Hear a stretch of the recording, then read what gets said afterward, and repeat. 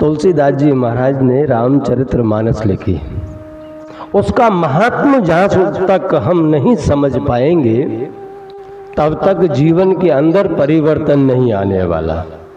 क्योंकि मैंने पहले दिन भी कहा था, आज फिर से कह रहा हूं, क्या एक गूढ़ रहस्य जिसको कहा जा सके, वह रहस्य तुलसीदास जी महाराज ने रामचरित्र मानस लिख करके समाज के लिए उपयोगी बना दिया है।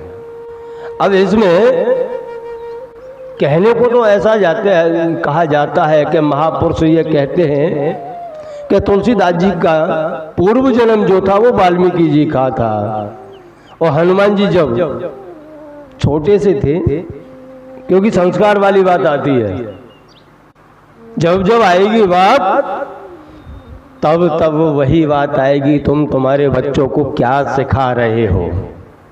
बहुत से लोग कहते हैं कि हनुमान जी तो वानर थे, पर यहाँ महापुरुषों ने कहा है कि जब भगवान श्री राम का अवतार होने वाला था उस समय एक जाति रहा करती थी उपदेव नाम की, और हनुमान जी उपदेव में ही आते हैं। उस समय खाली शास्त्रार्थ, पौराणिक, वेद, इन चीजों का ही अध्ययन हुआ करता था, तो घर घर में सब प्रचारित थे।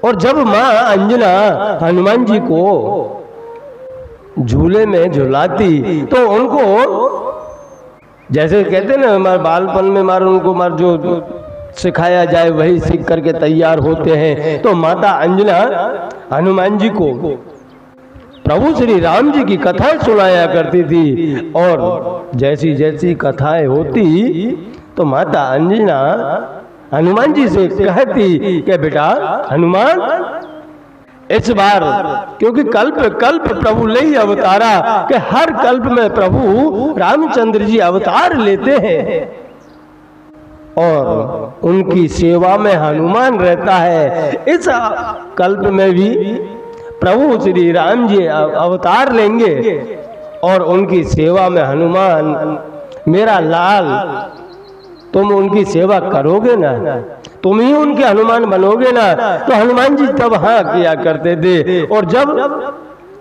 हनुमान जी प्रभु श्री राम जी की सेवा में थे उस समय, मैंने पहले भी बताया है कि सबसे पहले राम कथा लिखने वाले वाल्मीकि जी, और उनके साथ साथ में जब सेवा में से थोड़ा सी निवृत्ति मिलती तो हनुमान जी लिखा करते थे। वह हनुमान जी की स्फटिक की सलाहें समुद्र में प्रवाहित कर दी।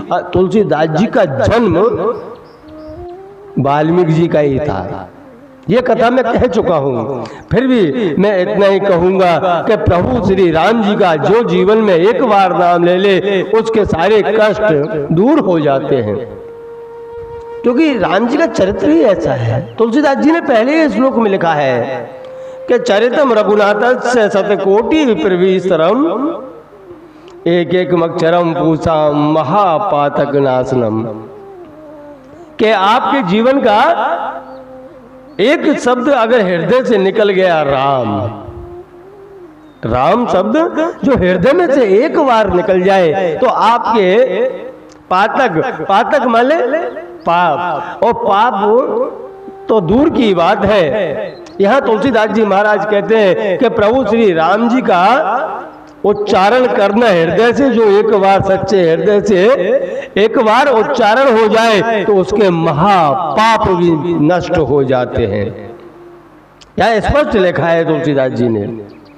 फिर भी कहते हैं कि बार एक राम कहत जन जेहू, हित परम तारन नर तेहू, कि स्वयं का हित कर सकता है तो केवल एक बार राम राम बोल के तो देख, अंदर से कितनी परम शांति प्राप्त होती है।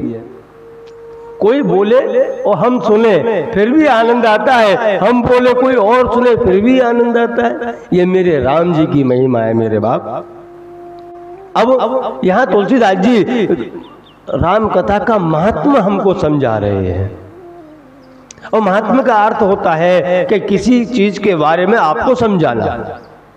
उदाहरण के तौर पर देखा जाए कि हमें गाड़ी चलाना नहीं आता, हम गाड़ी के विषय में कुछ जानते भी नहीं है, तो हम ड्राइवर बन जाएंगे क्या?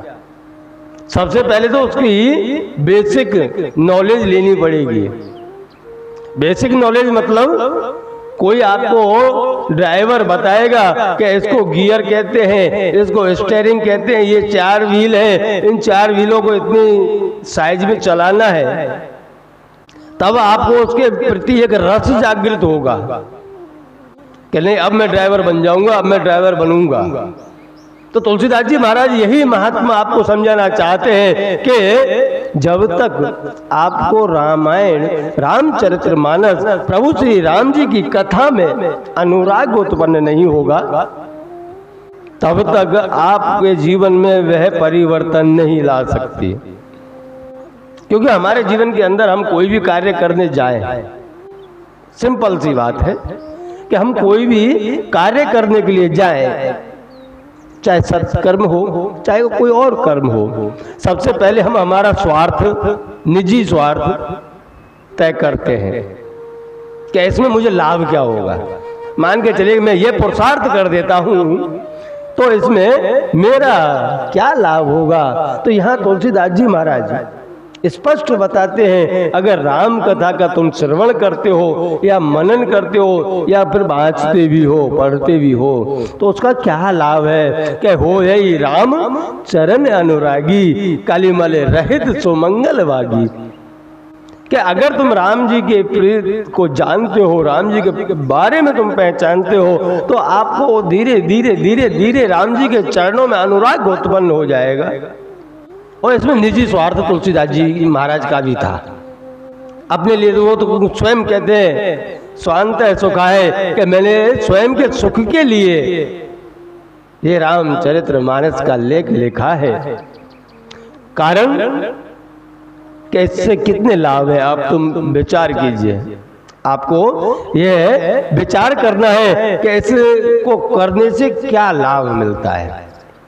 पहला लाभ कि हृदय शुद्ध होता है, मन निर्मल होता है, मन निर्मल हो जाता है, हृदय शुद्ध हो जाता है।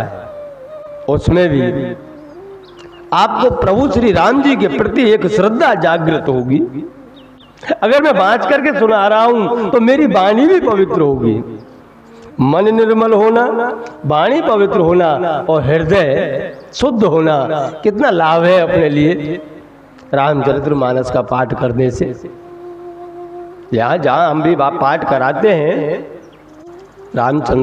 रामचरितमानस का, तो उससे अपने को लाभ कितना है ये हम विचार कर सकते हैं। क्या एक तो स्वयं का स्वांत सुखा है कि मुझे सुख प्राप्त होगा अगर मेरा हृदय निर्मल रहेगा, तो मन निर्मल रहेगा। तो दूसरी मेरी वाणी शुद्ध होगी, मैं इस वाणी से व्यर्थ की जो प्रपंच है, जो बातें हैं, वह व्यर्थ की बातें नहीं कर सकता। दूसरा इधर तुलसीदास जी महाराज कहते हैं कि अब आपको मैं बताता हूं कि रामचरितमानस सुनना क्यों चाहिए और कहना क्यों चाहिए, उसका लाभ क्या है। क्योंकि मनुष्य जीवन है, बिना लाभ के कोई सौदा करता भी नहीं है। अरे शादी करने जाएगा तो भी लाभ देखता है, हर जगह जहां जाता है ना वहां लाभ तो पहले देखता है, इससे मुझे क्या फायदा होने वाला है। वही तुलसीदास जी महाराज कहते हैं कि समाज को अगर ऐसा लगता है कि रामचरितमानस सुनने से हमको क्या लाभ होने वाला है, तो तुलसीदास जी महाराज बताते हैं कि इससे आपके अंदर एक अनुराग उत्पन्न होगा।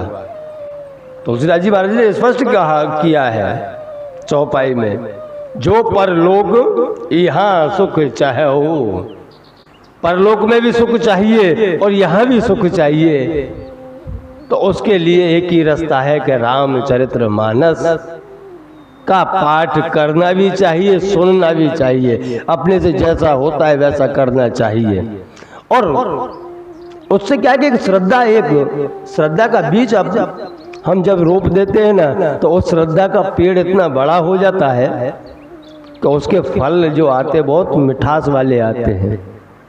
यहाँ तक मैंने तो यहाँ भी सुना है कि महापुरुष लोग ये कहते हैं कि भक्ति और ऐसे राम कथा का एक ऐसा माध्यम है कि आप जब स्वयं के जीवन में इसको उतार लेते हैं तो जैसे गन्ने का लकड़ी होती है, गन्ना होता है ना, तो भक्ति एक उसी प्रकार की भक्ति समझ लो आप कि आपने जब गन्ना खाना चालू किया तो उस गन्ने का क्या हिसाब किताब बनता है।